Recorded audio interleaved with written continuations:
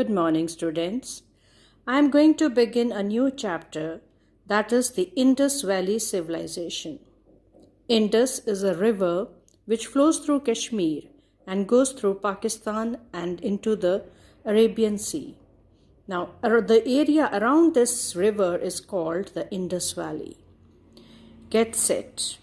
In the 1920s, a British adventurer, Charles Mason, first saw the mounds in Harappa, a village in present-day Pakistan. It was almost a century later, in the 1920s, that Harappa and Mohenjo-daro were excavated by Dayaram Sahni and R.D. Banerjee. The excavations were carried out under the guidance of Sir John Marshall. So you see, children, it's so long ago that these places were found, and this is the get set portion, so you don't have to learn it. It is only for reading. Now I begin with the lesson. The discovery of Indus Valley civilization and the subsequent excavations of the Indus sites led historians and archaeologists to conclude that a great civilization existed in India around 4,500 years ago. However, recent excavations at Bhirana, underline these words, recent excavations and Bhirana in Haryana, have led experts to believe that the Indus Valley civilization is about 8,000 years old. Bhirana has emerged as the oldest Indus site. Please underline this. Bhirana has emerged as the oldest Indus site. Main sites. For many years after the discovery of Harappa, Mohenjo-daro and other nearby sites, you underline these words, Harappa, Mohenjo-daro and other nearby sites, it was believed that this civilization was limited to a small area near river Indus. Later excavations, however, revealed that the Indus civilization was spread over a much larger area. Indus remains have been found in Kot Diji, underline Kot Diji, Amri, Chanudora, Chanudaru, all in present-day Pakistan, and Bhirana, Banawali, Rakhigadi, Ropar, Alamgirpur, Kalibangan, Lothal, Rangpur, Rojdi, Dholavira, and at other places. So these are the places where we have found cities and places which belong to the Indus Valley civilization. Since the main sites of this civilization, Harappa and Mohenjo-daro, were found in the valley of Indus river Indus, scholars have named it the Indus Valley civilization. So you underline this whole thing, that since the main sites were found in Harappa and Mohenjo-daro along the valley in the valley of river Indus, so scholars have named it as Indus Valley civilization. And it is also called the Harappan civilization, as Harappa was the first site to be excavated, underline. So you have two names for this. One is Indus Valley civilization and the other is Harappan civilization. We call it Indus Valley because Harappa and Mohenjo-daro, the two main cities, were found in the valley of river Indus, and we also call it as Harappan civilization because Harappa was the first place that was excavated in this valley. Sources. Now sources, children, are the information from where we come to know about these places. Much of our knowledge, I have explained this to you the last time also, what are sources and why do we find them important. Much of our knowledge about the Indus Valley civilization is based on archaeological sources, underline archaeological sources, such as granaries. Granaries are the places where they kept their grains, extra grain. Harappa, it is at Harappa. The Great Bath at Mohenjo-daro, underline this also, it is important. And artifacts Artifacts underline, that means the other things like ornaments, pots, statues, seals, and so on. Okay, so now the sources from where we come to know about this Indus Valley civilization, from where we get information and proof about the civilization, are the granaries which have been found in Harappa, the Great Bath which is in Mohenjo-daro, artifacts, that means the other things that are ornaments, pots, statues, seals, etc. The Indus script has not yet been deciphered, and therefore so much knowledge about the civilization still lies hidden. Underline Indus script, that means they're writing the words that they have written. They have not yet been deciphered, means we have not been able to read them till now.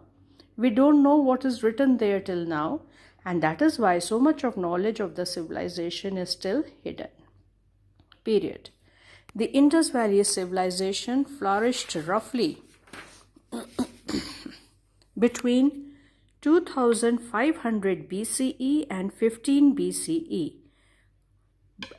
That is before Common Era. BC is before Common Era, that is before Jesus Christ, birth of Jesus Christ. At some places, it continued even after this period. It existed around the same time as civilizations in Egypt, Mesopotamia, and China. So in the chapter when you had studied about the Mesopotamian civilization, you had read that there were 4 main civilizations at that time, and one of them was the Indus Valley civilization. Main features. The Indus Valley civilization is famous for its well-planned cities.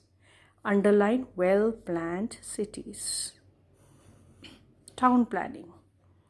The main roads ran parallel to each other. Underline main roads parallel. Parallel to each other means they were going like this.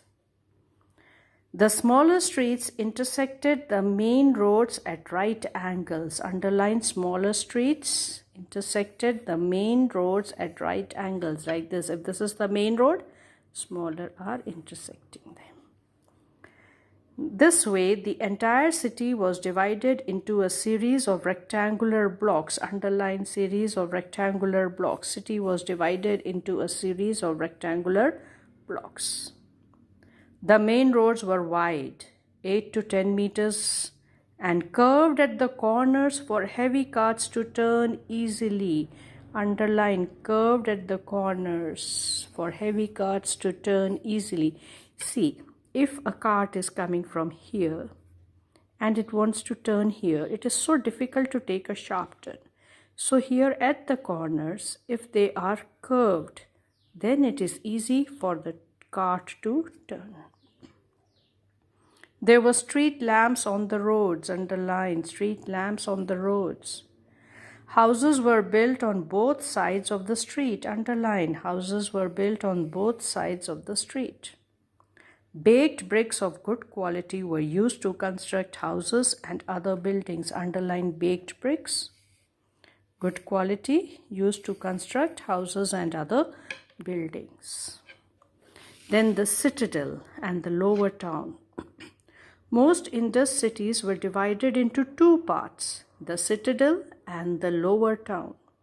The citadel was built on a raised ground. Underline citadel, ek chota sa killa. It was made on a high ground, raised ground. It was enclosed by high walls that provided protection in times of flood. Underline a small castle, citadel. It was surrounded by high walls, just like your forts are. It had public buildings. Underline public buildings. Religious structures. Underline granaries. And the ruling class probably lived here. It was at a height, and the king and the rulers were living at this height. The lower town was at a lower height than the citadel, but much bigger in area. It had small buildings and houses of the common people. Underline lower town.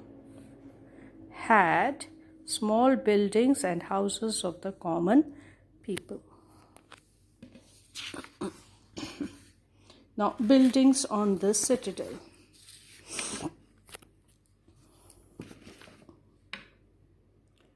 Harappa. Amongst the most impressive buildings found in Harappa are the 2 rows of 6 granaries, each popularly known as the Great Granary.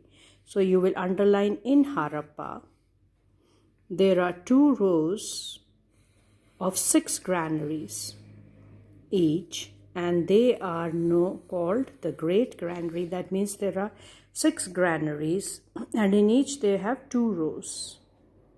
It was used to store surplus grains for use in times of flood and famine. Underline. It was used to store extra grain. The granaries were built close to rivers so that grains could be transported easily to the boats. Underline. These were also near the river so that it was easy to transport the grain to the boats.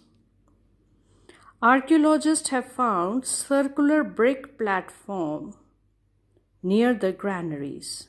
They were probably used for threshing grain. Underline circular brick platforms near the granaries used for threshing grain. What is threshing grain?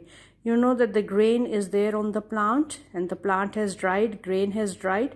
Now you have to separate the grain from the plant. So for that they used to beat that dried grass, and from that the grain used to fall off. That is threshing. There were also many furnaces where metal workers made objects. Now, furnaces are places where a lot of high temperature is created and in which metal can be melted. Numerous 2-room quarters found nearby were probably the houses of laborers. So 2-room quarters were the houses of laborers. That is near this, found near the furnaces and other places, granaries and all. Now, Mohenjo-daro was another important city. A large granary has been found in Mohenjo-daro. Underline large granary. Like the granary in Harappa, it may have been used to store grains. The most important structure is the Great Bath. Underline. The most impressive structure in Mohenjo-daro is the Great Bath. It is a rectangular structure. Underline. It is rectangular in shape and resembles a swimming pool. Underline. Resembles a swimming pool. It is made of baked bricks. Underline. Made of baked bricks. And has been made watertight with a layer of bitumen or tar. Underline. It has been made watertight with a layer of bitumen or tar so that the water doesn't go through the bricks. Like nowadays we have cement. There were rooms on the side for changing clothes. Underline. The Great Bath was perhaps used for bathing on special occasions. Underline bathing, special occasions, on special occasions. Now, another famous building found is the Assembly Hall. It has a hall with pillars and thick walls. Underline. It was a hall. It had pillars and thick walls. People probably assembled here to discuss important issues. Now, buildings in the lower town. Residential buildings have been found in the lower town. The houses were 1 or 2 story high and had flat roofs. Underline. Houses 1 or 2 stories high had flat roofs. They were built of baked bricks. So here also baked bricks are used. And had thick, strong walls. Underline. Had thick, strong walls. Which were plastered. Underline. There was plastering also. Like we plaster nowadays with cement.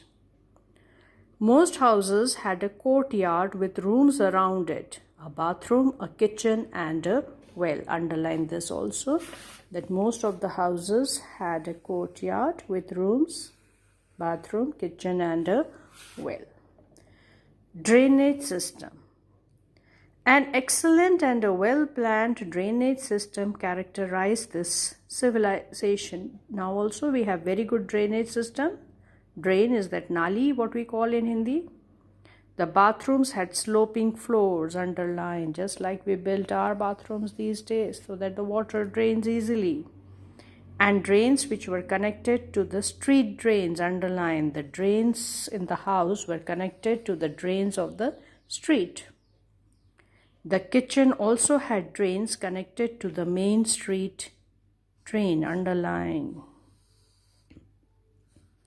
The main drains ran along the sides of the street, underline. The main drain was going along with the street. They were covered with bricks, underline, covered with bricks. Open drains, they were not open drains, they were covered drains. The drains had manholes so that they could be cleaned regularly, underline. The drains had manholes, that means there was an opening in the drain from where a man could go inside to clear any blockage. That is a manhole from where a man can go inside to the drain. This suggests that people paid great attention to hygiene and sanitation. Underline, people paid great attention to hygiene and sanitation. So children, I will stop here. Please go through this much again. Mark the points. And also, if there are any questions related to all these in the back exercise, you can mark that also. And we will be discussing them later on. I hope this much is enough for you to learn for a day. Okay, and have a nice day. Thank you.